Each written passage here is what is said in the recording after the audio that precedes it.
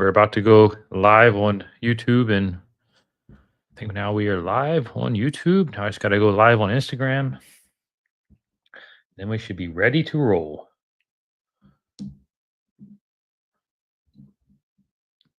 Okay, and we're live. Good morning, everybody. Happy Friday. Hope you're having a great week. Beginning of May, getting ready for that summer season. It's hard for me to believe. I think I probably say this every week, but it's hard for me to believe how quickly time flies. It's been a really active and busy year so far for me, certainly, and I feel like I'm just starting to really get my stride for the year, and we're already 4 months in. So, I really feel the pressure to be able to achieve all the goals that I've set out for the year and that we as a business have set out for a year, and have been very deep in operation mode and making those things happen. We have a lot of exciting things within the filter buy business that I'm really excited about, and I've had a lot of great conversations recently, to be honest with you, with entrepreneurs that I've kind of met through this channel that are doing really interesting things. Some of which we're looking at partnering with, and some of which have just been really interesting conversations for me because I've really gotten to learn about other entrepreneurs and their businesses, and doing this content and being so public has really you know allowed me to meet many of you, or to talk to many of you, or just to hear from many of you about projects that you're working on or businesses that you're involved in. And I really love it and appreciate that, and it's really been rewarding for me to see. And so I've had some really good conversations with entrepreneurs in this last week that are doing things in the logistics space, which is a space that I'm particularly passionate about, and Filter Buy is particularly kind of our core competency. And so it's really been fun and energizing, and I've got a lot of really cool ideas that I am working on that I look forward to sharing with you and with the world, and seeing if they work. And that's what I love so much, or probably love the most about entrepreneurship in general, is the ability to kind of be creative, take ideas, and really run with them and see if you can make them work, or see if you can bring that vision to the world. And that is what entrepreneurship is. And I really got a lot of cool projects I'm working on at the moment, and it's really been energizing and exciting. One of those projects is actually, we're kind of going to be changing up a little bit our YouTube content in the next few weeks, and really going to focus in on adding as much value as we possibly can from an educational perspective, and really kind of take you a little bit behind the scenes in terms of my thought process of about business, like how to really think about starting, if you're starting a new venture or a new business or just a new initiative within your existing business. Some of the frameworks that I think about, and some of the frameworks that we as a company have kind of honed and think about. Really going to do my best to structure that in ways that will be hopefully useful for some of you that are really looking or thinking about how to best approach your entrepreneurial journey.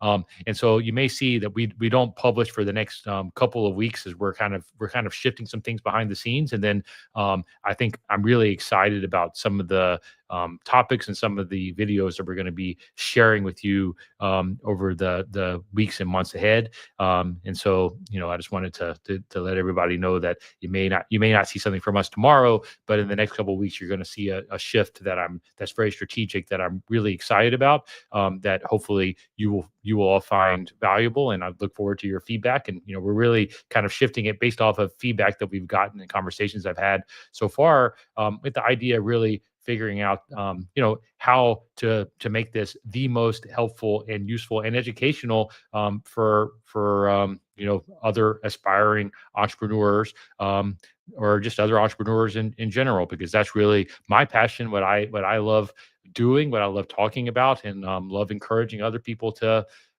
pursue. So with that, Michael, I think we will start taking some questions and see where we where it takes us. Alex Bitta, what was the biggest financial obstacle that you faced reviving your company and personally in the beginning, on what terms you took the company, and how much of your personal capital you invested in all, and how long it took you to even see the light in the tunnel, meaning when company began being profitable, so you felt a little bit comfortable and aware that you made the right decision leaving your corporate job. Thank you. There is a lot to unpack in that question. So it's not a simple answer for a lot of different reasons, but I'll kind of answer it from a high level perspective. I largely borrowed the money to actually buy the initial business that I bought. I think I borrowed like 75 or 80% of the value, which was probably in the neighborhood of $1.5 million, if I remember correctly, that I borrowed. And I did that basically using the assets of the business that the business had. Because generally, like if you buy a business, they oftentimes will have, or it depends on the industry, but in this particular case, had inventory, had some accounts receivable, had a building. And so basically I was able to use those assets effectively to buy the business. But what's interesting is like the cash flow of the business did not necessarily substantiate the assets that it had, meaning that it was cash flowing very, very little relative to the kind of asset value of the business, which oftentimes happens in these kind of older legacy businesses, as I have observed. And so those assets were like way underutilized.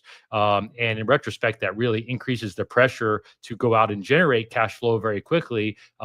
If you're using the assets of that business actually to to fund it. And so, this is actually a strategy that, I think a lot of people would be able to go out and pursue if they wanted to do acquisition entrepreneurship.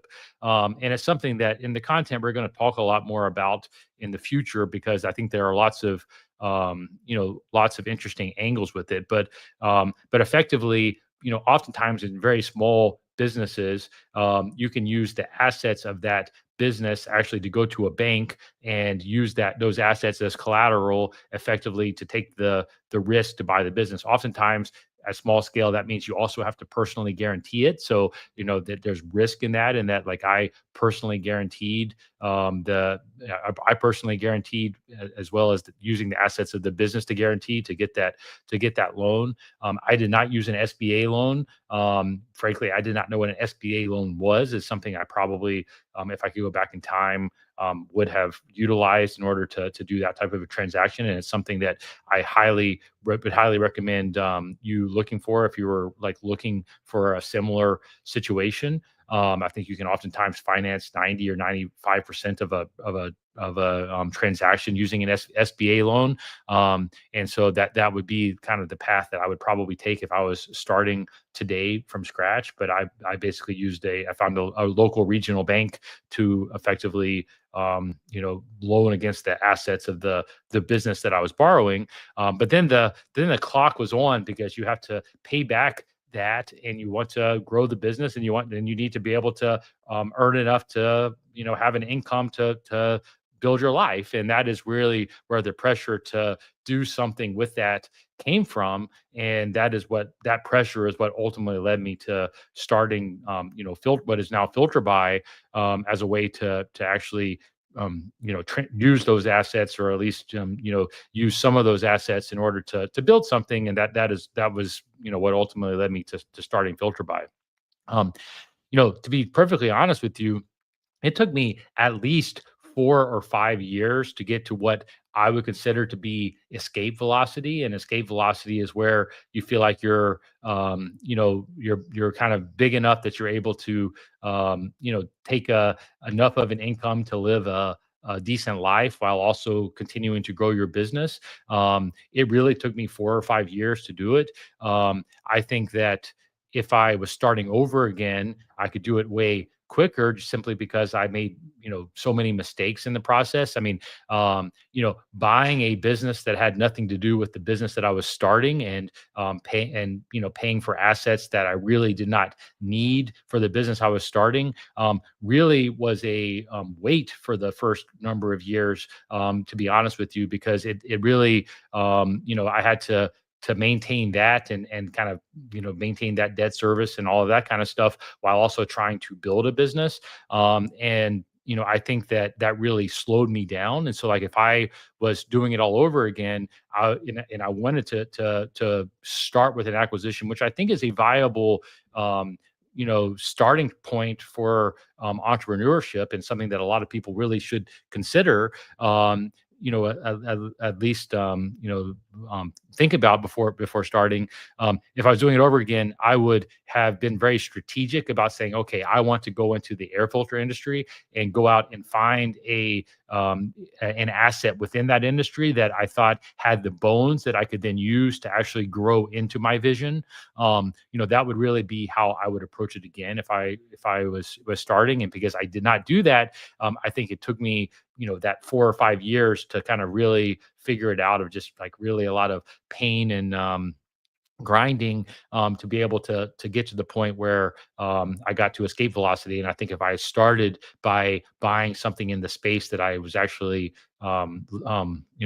intended to grow in, I would have been able to short circuit that a lot. And to be honest with you, somebody reminded me yesterday on a podcast that I was on, that I really haven't talked a lot about, and maybe I'll talk about it in some content in the future. But I actually really thought I was going to build like a modern industrial supply business. I mean, that was kind of the initial idea. So Supply By was the brand, and it's something that I actually may do something with in the future. But because I originally bought a wood product supply business, more or less. My initial idea was I was going to find a way to kind of modernize and grow that. And for a lot of reasons, I realized that I just didn't have the money or the capital to be able to grow that business, because supply businesses are oftentimes very capital intensive, because it takes a lot of inventory to really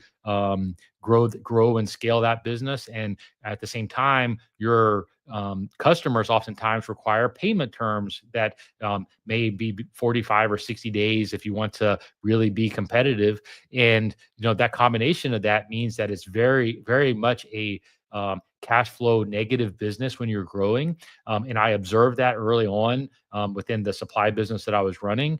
And I just realized I did not have the money to be able to compete in that space. And that is ultimately why I, did not pursue it further after kind of trying for a few years to like really reinvent that business, or really to grow it. I just realized I didn't have the capital to do it. And I think that the lesson from that is you have to really understand the cash flow and the cash flow cycle of your business, and how that cash flow cycle changes as you grow. I think that's just so important, because if you get on the wrong side of that and you're growing, it's just so painful, and is where a lot of people get into trouble. I've gotten into trouble, kind of being on the wrong end of that before.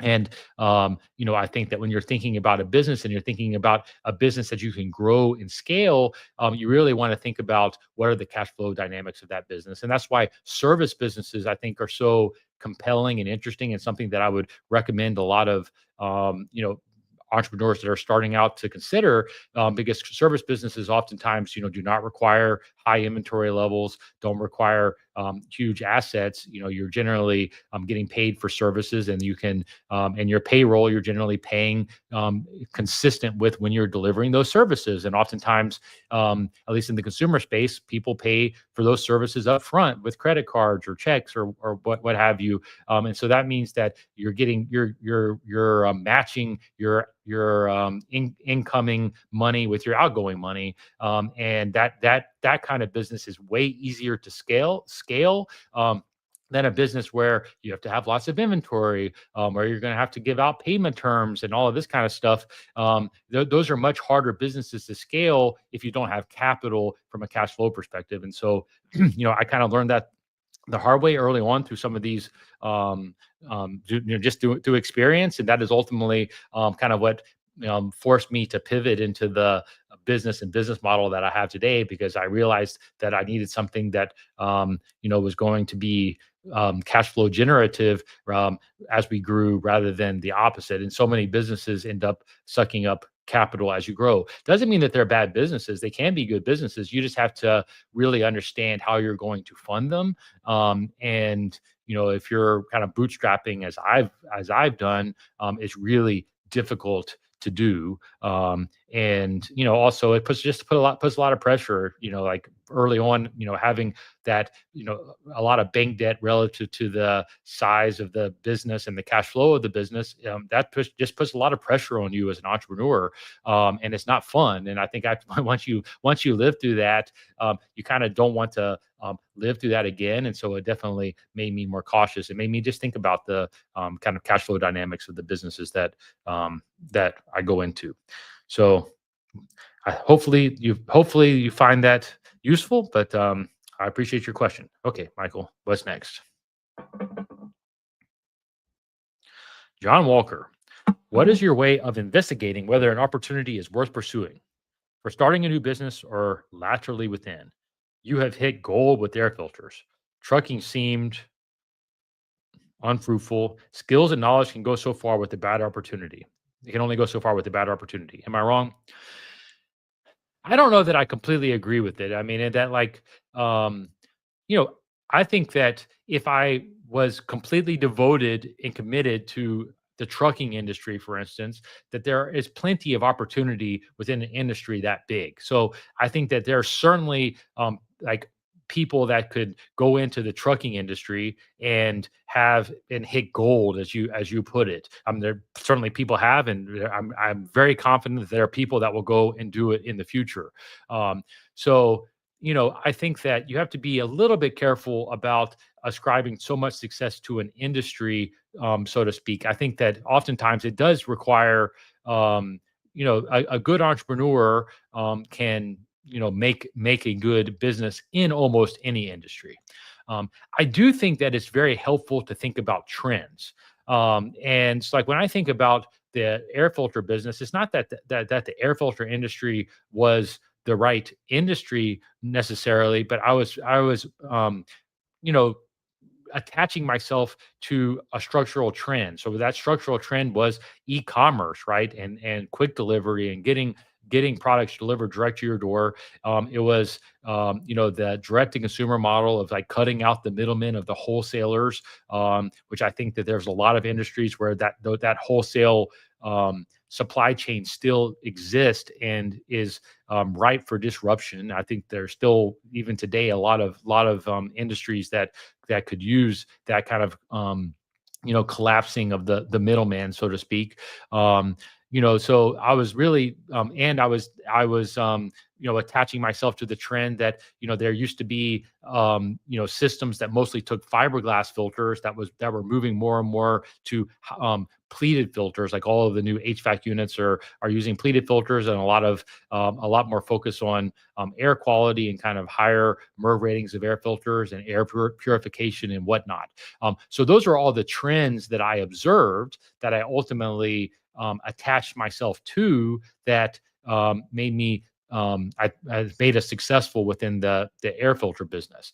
I think that within any industry or within most industries, you can find like where the trends are going, and you want to be attaching yourself to that growth within that industry, whatever that industry might be. And so, I think that that's ultimately what you want to be observing is the trends and the dynamics, that for how you see an industry evolving. So, like within the HVAC service business, for instance, something that we're investing in and growing.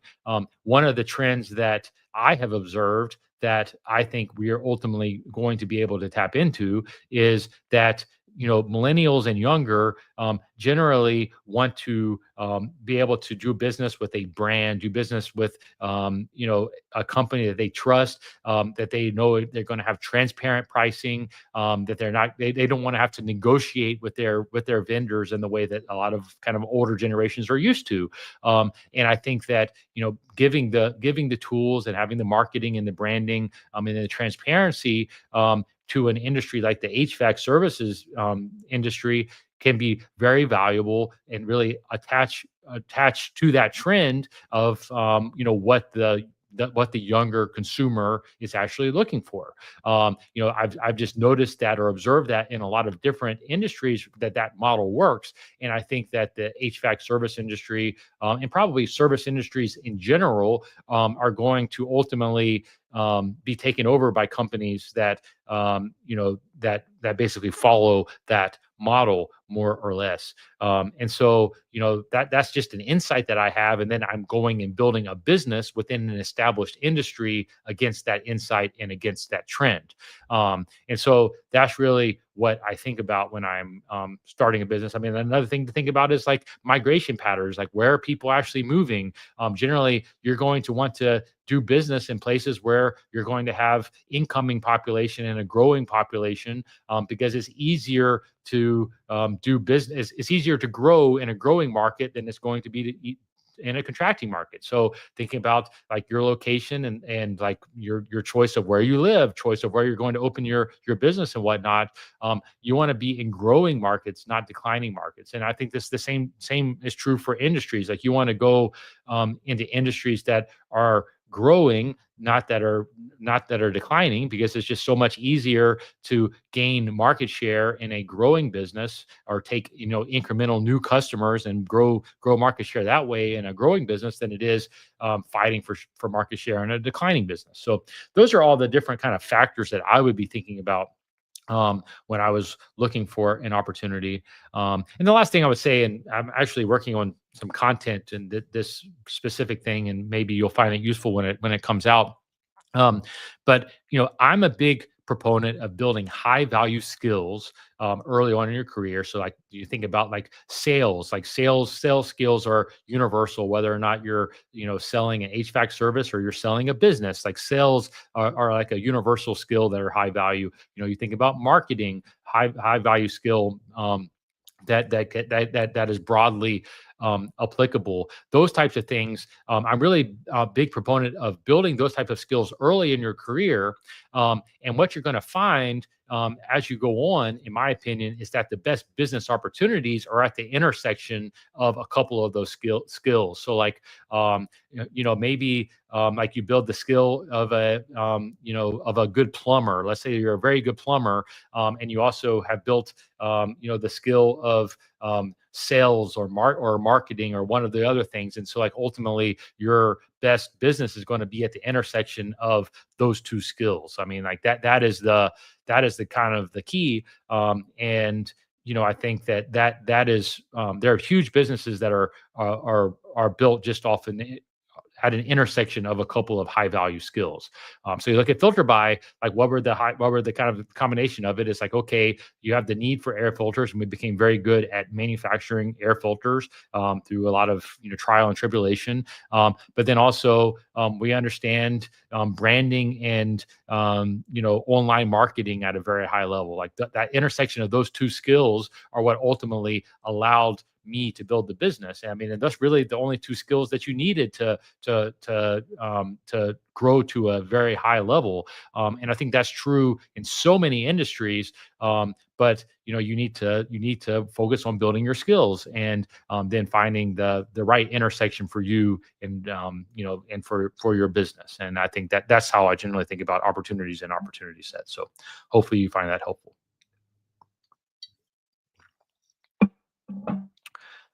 Torque, Kaylee Jasper. Any tips on cold calling? Well, I will tell you, I am not a cold calling expert, so I don't think that I have a ton of value to offer because I'm not a high value cold caller. It's not a skill that I've ever built, but I think it can be a valuable skill. I think that in all likelihood, it's pretty tough in today's environment when most people don't pick up their phone. I mean, people cold call me all the time, and I don't even listen to the voicemails that they leave. So I don't know if that's universal or not, but I know that at least that's my experience. Like cold calling me, you're not going to get very far. And so, I do think that the dynamics in that market have probably changed a lot.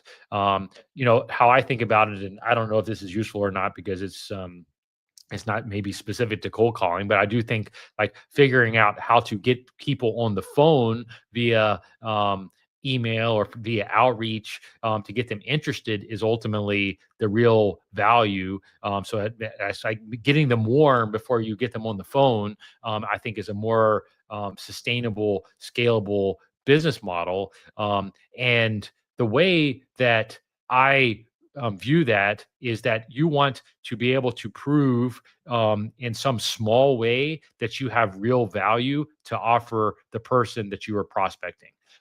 And like my pet peeve being on the receiving end of it, and what I would recommend to any of our salespeople that are out there doing it, is I get these like blanket cold emails or cold inbound all the time from people that, obviously have not done their homework and don't really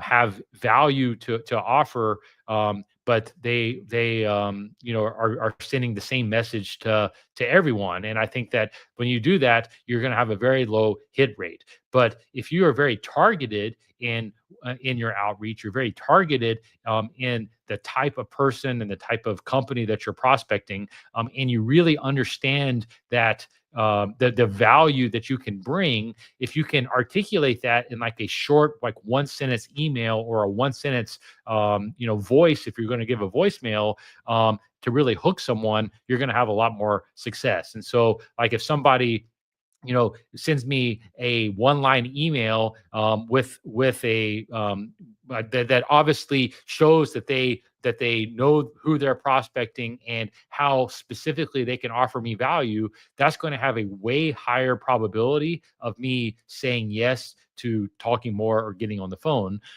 Whereas so many people just use lazy kind of emails that are generic, that don't really offer any value, and it's always going to be delete and ignore. And so you need to really be thinking about what value you are bringing to that customer. And like that, the when people say, "Oh, I'll give you like $5 for a coffee for us to talk," or whatever, I personally find that kind of approach insulting, because you're saying, okay, you think that for like my time is worth a $5 coffee or $20 Uber Eats gift card for you to pitch me or whatever. I think that that's just really that sends the wrong signal when people are saying that, because it's saying like, oh, I value your time so little, I'm only willing to give you this $5 coffee for me to pitch you on something. It's like, no, I want the things that are going to get through are going to be the pitches where like it's hey, I understand you are using this shipping carrier, and I know that we're able to beat them by 20%. If it's something that you think that is worth talking, I'd really appreciate it if we could get on the phone. Well, then it shows that you've done some research in what we're actually doing. You actually understand a little bit about our business. And maybe if I've thought about that before, I'm like, hey, yeah, if I could save some money on this, it's something that would be worth a phone call, and I would be willing to respond.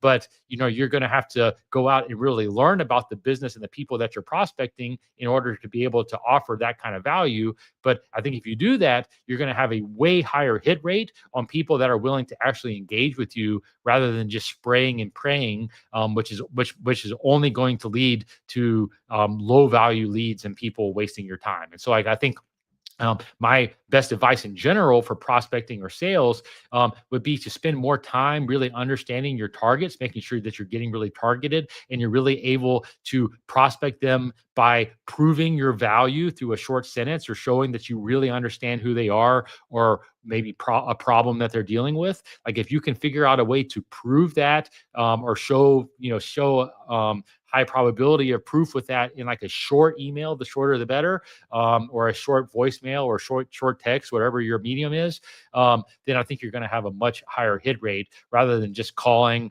and hoping that somebody's going to be interested on the other end of the phone. Because your job, if you're in sales, you know is to be able to prove very quickly to whoever you're prospecting that you have undeniable value that you are bringing, because that is the way that you're going to win. If you don't really have value that you're bringing, then you're wasting your time as a salesperson, in my opinion. That's not sales, that's a con artist. But like a really good salesperson understands the value that they or their business actually can bring to the other party. And then sales is about articulating that as clearly as possible. And the way that you're going to do that is by really understanding your prospect. And if you can understand their business better than them, that's even better. Like if you really understand your industry, really understand their business and how you and your offering specifically is going to solve pain points for them, then you're going to be successful. But until you have the answer to that, you shouldn't be cold calling in the first place. So hopefully you find that helpful, but that would be my best kind of tips on cold calling. Okay. I run a lawn care and landscaping business. How can I turn this into a larger figure business, and what other business options can I piggyback off of this? Um, well, I mean, the reality is landscaping, you can take it as big as you can dream, because landscaping is a universally needed service. And this is exactly the type of a business that I think is very smart for people to start and to start exploring. What I would recommend, and this is universal for any business, and it's particularly any service business, but we'll kind of frame it in the terms of your landscaping business. But your job is to build systems that are sustainable and scalable ultimately without you. And so what I would recommend doing is like looking at your business as it stands today and saying to yourself, okay, what do I need for this business as it sits today to run consistently without me, to get our customers, to service our customers, to bill our customers, to be profitable, to be sustainable. Like what infrastructure do you need to build in order to make that happen? And so like if you're not at the position where like you can take a day off or a week off and that business run without you, then you need to be putting all of your energy on your existing business, your existing infrastructure, and building the systems that you need in order to make that happen.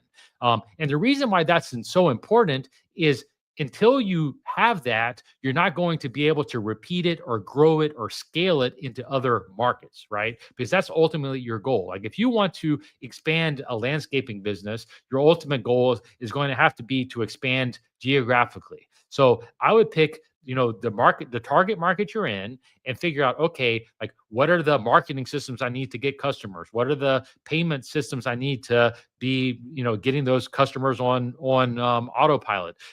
What are the recruiting and management systems that I need to have the teams in place to be able to build the service that I am? Like, what are the product offerings that I'm out there actually selling, and can I minimize them to just a group of them so that I don't have custom pricing or custom agreements with lots of different random people? I want to systematize that, right?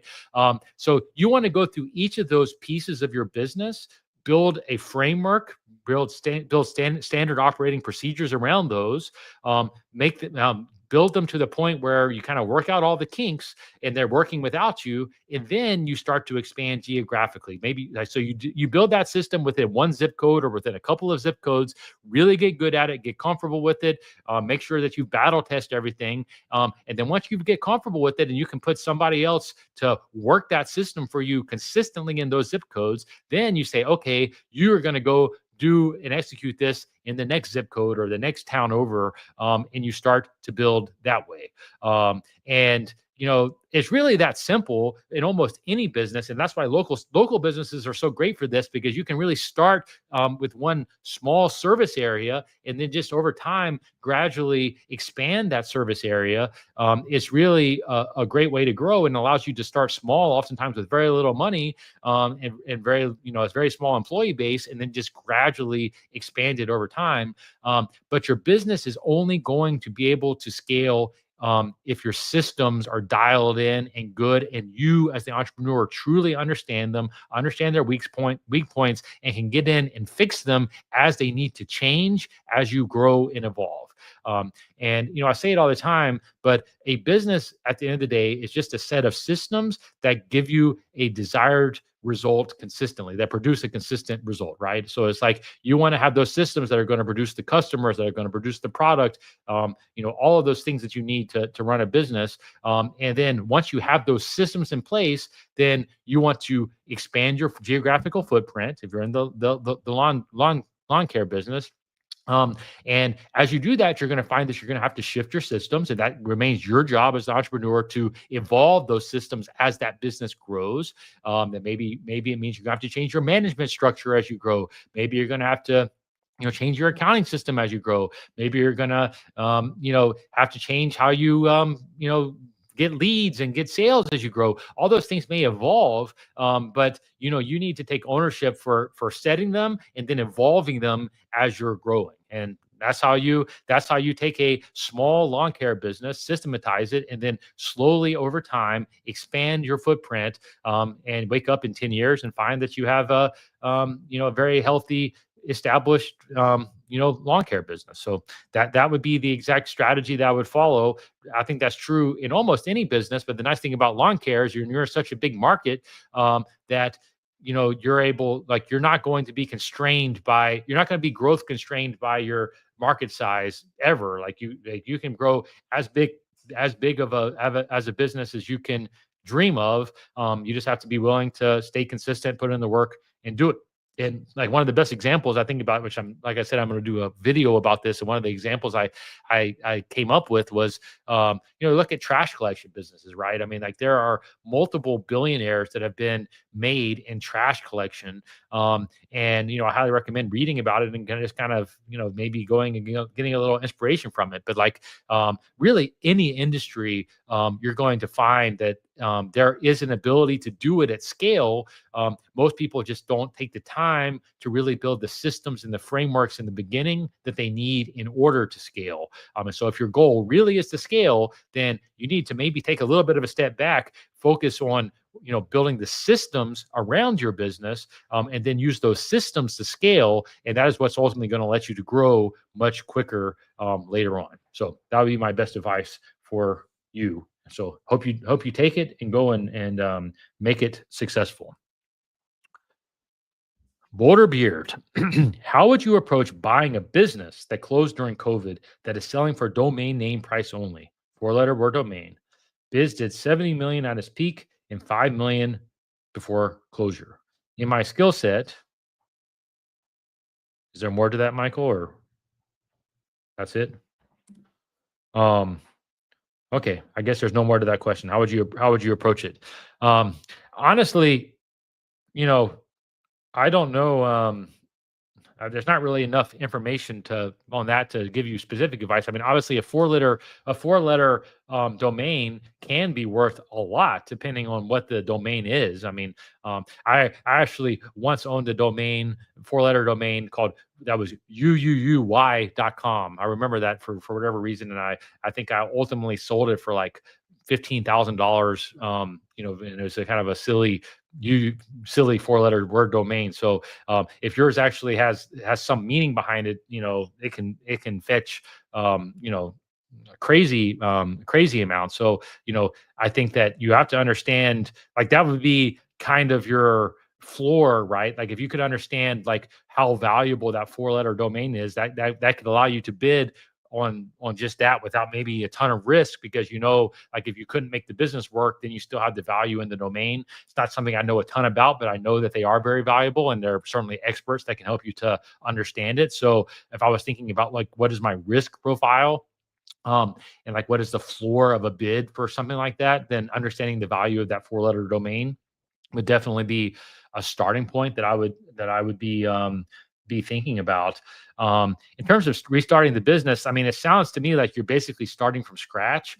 I don't know, like unless like I would look and I would go and check like ahrefs.com, for instance, or SEMrush, to understand like the search volume for that domain. So if to understand like are people still searching for this domain or this product, and if so, how much? Because that would tell you if there's any brand value in this domain or in this business. And seeing like has that like just fallen off completely off a cliff to zero, or are there still people that are searching for this? Because oftentimes that would be the value is like if people wanted a product that you were selling, if they would go and type in your brand or whatever, then you're able to capture that demand way cheaper than paying for that demand. So that would be the other thing that I would go and look at if I was evaluating this opportunity to see if there was any natural search traffic that I could ultimately sell, or ultimately monetize.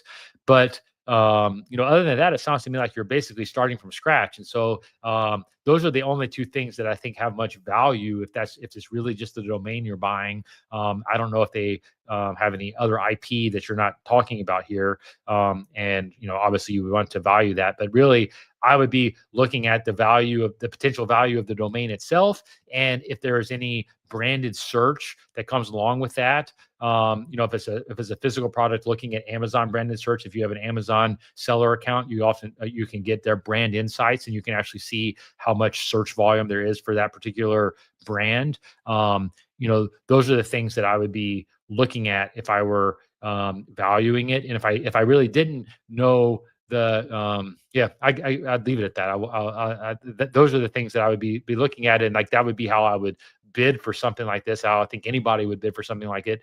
And then like I would kind of combine that with like if you have history with this business and you understand the business and you understand the potential, you may be willing and able to pay a little bit more than just somebody off the street would for something like this, because maybe you have some insight about the potential in the market and you know what it would actually take to run and make that business successful in a post-COVID world. If you do that, then you're willing to pay then you should be willing to pay a little bit of a premium, because it's definitely, if you have the knowledge specific to a business and to an industry, then that oftentimes is a good safety net in terms of something like this. But anyways, hope you find that helpful. If you give more information, we're happy to evaluate, or if you want to send us the domain privately, I'm happy to look at it and give you my opinion for fun. But that's all I got for you. Matthew Turner, what type of service business would you look into? I would look into whatever type of service business you're particularly um, drawn to or interested in. I mean, I think that um, you know, if depending on where you are in your career, your absolute best bet is to pick a service business that you're willing to get in and work in yourself for a while to really understand. Because you're going to have to get in and get your hands dirty if you really want to scale and be successful, in my opinion. I mean, I think this is where a lot of the kind of private equity players that are out there rolling up service businesses get it wrong. It's because you don't really understand the friction points of your employees or your customers if you're not out in the field actually you know working yourself for a while, at least, right? So it's like part of the reason why I've been successful in the air filter business and the manufacturing and whatnot is I've done every job in our manufacturing plant. I mean, I know exactly every single process that we do,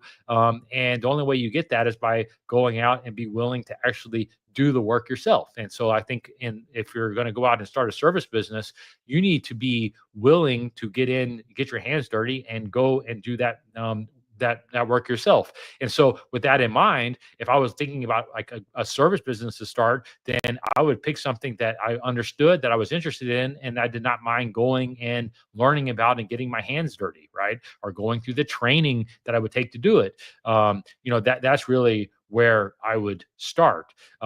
And I think that you're going to need to be willing to do that to be successful. So, like in our HVAC service business, for instance, I actually have a partner that I worked with at Goldman years ago, and he is the one that is the president of our HVAC solutions business.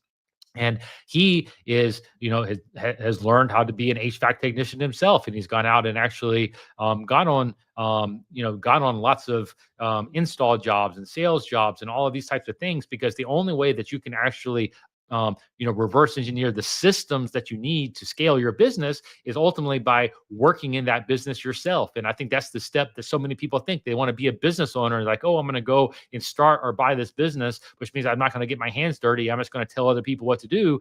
And then they fail and wonder why they're failing. And it's because you need to be the one, you need to be the leader to get in there, really understand the business that you're getting into, that and from soup to nuts, the whole thing, because that's ultimately what's going to allow you to build the systems that are later scalable. And that's the step that most people forget. And so if I was thinking about service businesses, I would think like, okay, well, what am I drawn to? What am I interested in? Where do I see an opportunity? What excites me?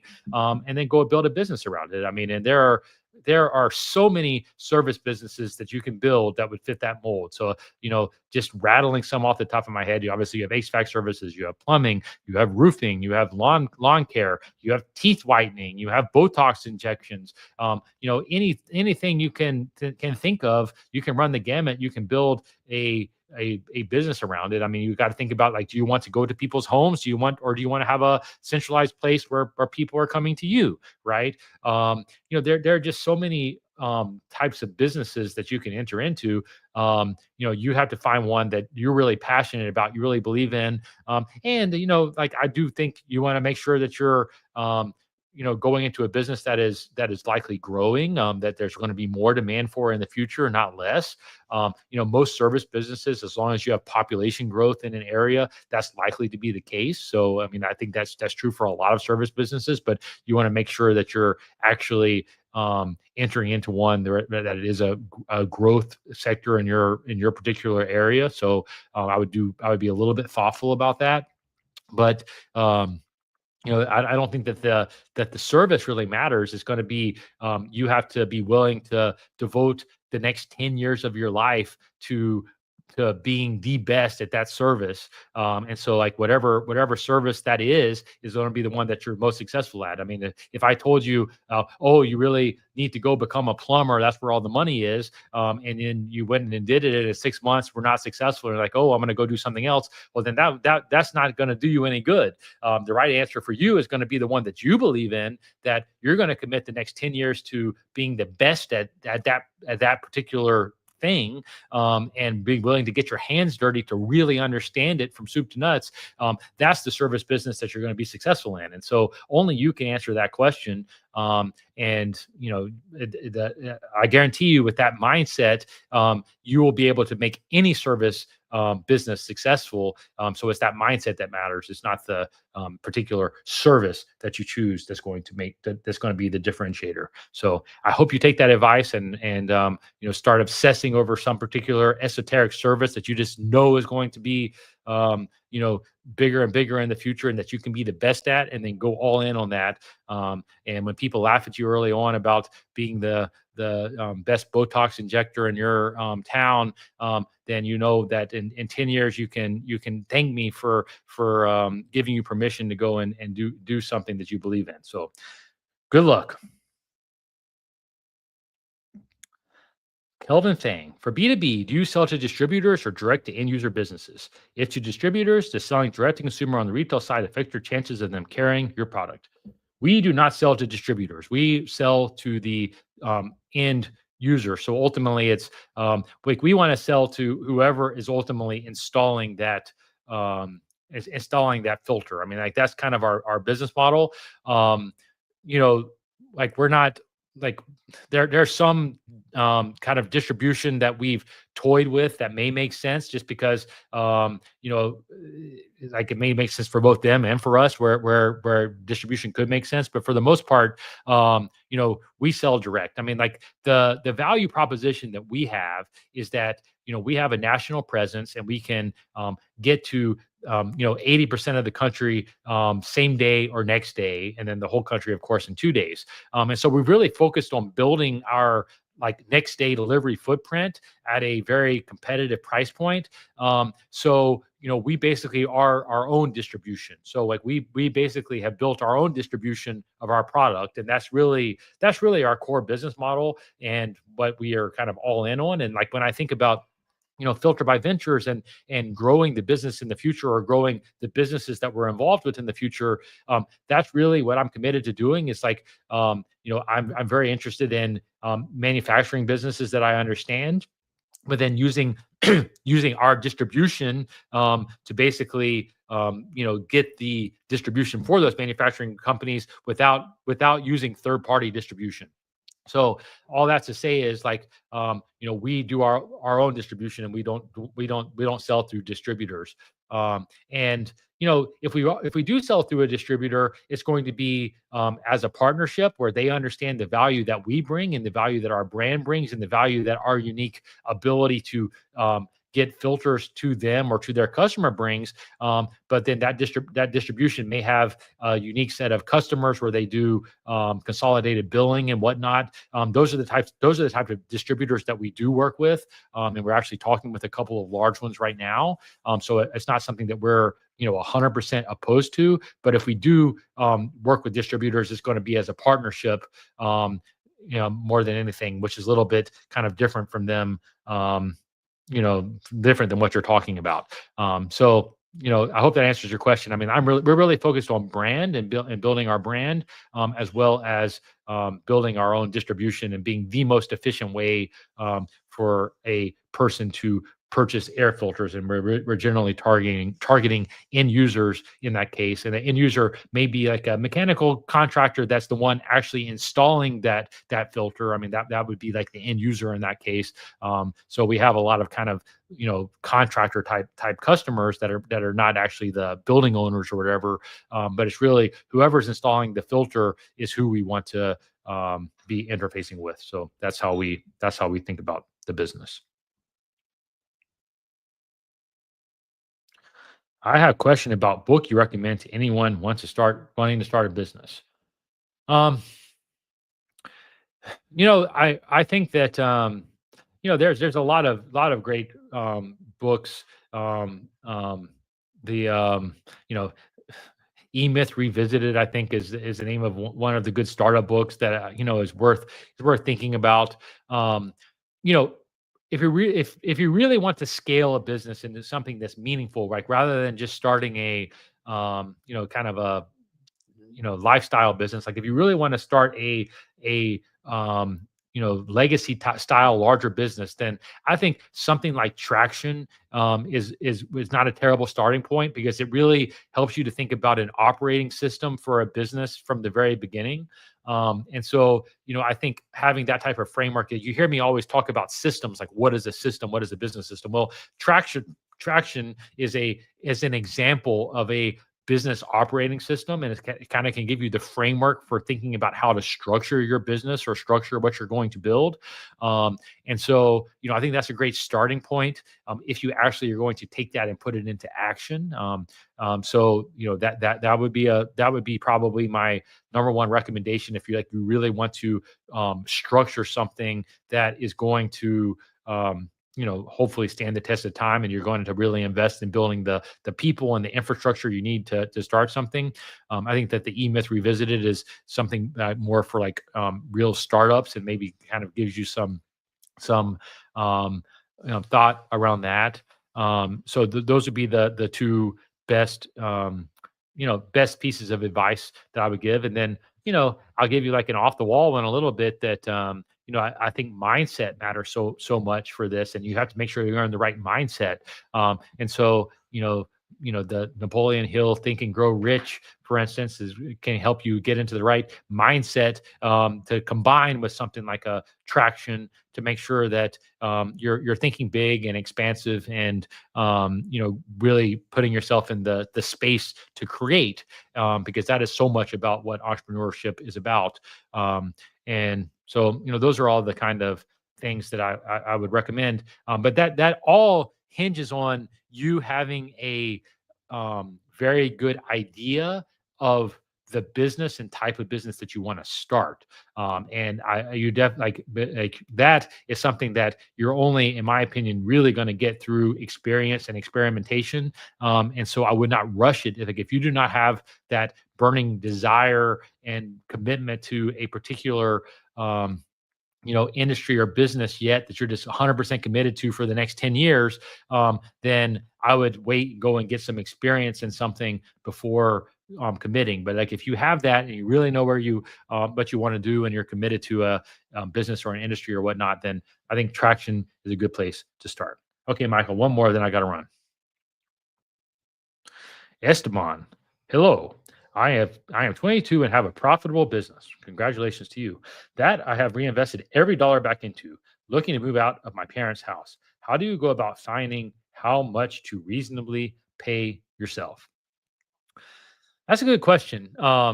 And you know, the reality is that the longer you can delay your gratification from paying yourself and reinvest in your business and really compound it, the faster you're going to get wherever you're going, right? So there's always going to be a trade-off. And you're only 22 years old. And honestly, if you're 22 years old, I would pay myself as little as possible to be able to survive and eat and have a roof over my head, and continue putting all of my excess money back into the business. Like that would be what I would do, is what I did if I was 22 years old. So like at this stage in your life, presumably before you have kids or lots of or responsibilities and all this kind of stuff, now is the time that you want to take as much pain as you can stomach. So I would not follow the Instagram gurus or whatever that tell you to go out and buy the Rolex and the Maserati or whatever it is, whatever is hot these days. I would live as cheaply as possible, and put all of my focus and all of my energy, and that energy and also means resources, back into growing my business and growing my skill set. That I would be all in on that. And at 22, I think that's the best advice, honestly, for you. So I think getting out of your parents is very smart. Go out, go be on your own, go be your own person. Like I think that's definitely worth spending money on. Have a little bit of a life. Make sure you take care of your mental sanity and this kind of stuff. But I would take out as little as you reasonably can, to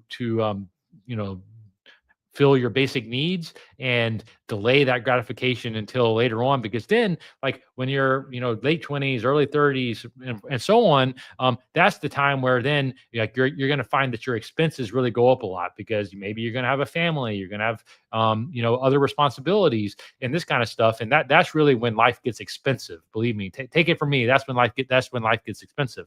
And so when you're 22, this is the time when you really want to be saving that money, building your resources, to be able to enjoy life and later on. And it doesn't mean you're not going to enjoy life now. The beauty is, like, reality is, we do not need much to enjoy life in our 20s. Like, you want to focus on connections with other people, and enjoying eating good food and this kind of stuff, your health and your fitness. Like, those are the things where I would encourage to see you spending some money, to make sure that you're taking care of those things. But those things are pretty basic, and I think that you want to make sure that you're taking out enough to be able to do that, and then putting all of your energy and your money back into building your business. And I will guarantee you, like I tell this to my kids all the time, like when they're doing something hard, it's your future self will thank your current self for doing it. And 10 years and you'll be 32 years old. That'll you'll blink and you'll be there. And I guarantee you, your 32-year-old self will thank your 22-year-old self for being as frugal as possible and really putting your energy that you have right now into growing your skills, building your business, compounding that over time. And that would be my best advice for you Esteban at 22. And but congratulations. I mean, to be 22 and have a profitable business is a huge. Yeah, you're way ahead of the game. And so I just encourage you not to get too comfortable too early. Really just keep double, triple, quadrupling down, because the thing is, like my guess is that you underestimate just how much you can do if you really put your energy into it. And I don't want to see you take your foot off the gas too soon, get too comfortable too soon, because you may find yourself not fulfilling your potential. And I want to see you fulfill your potential. And I think that really seeing how far you can go will really make your future self happy. And you're going to do that by being as frugal as possible at this point in your life. So that's all I got. Wish you all the best, Esteban, truly, and congratulations on your business. So thank you so much. Yes, please hit the like button. I'm traveling this week, so I've got to run to another meeting. But hope you had a great week and have a great weekend ahead. And I will see you next week. Thank you so much for showing up.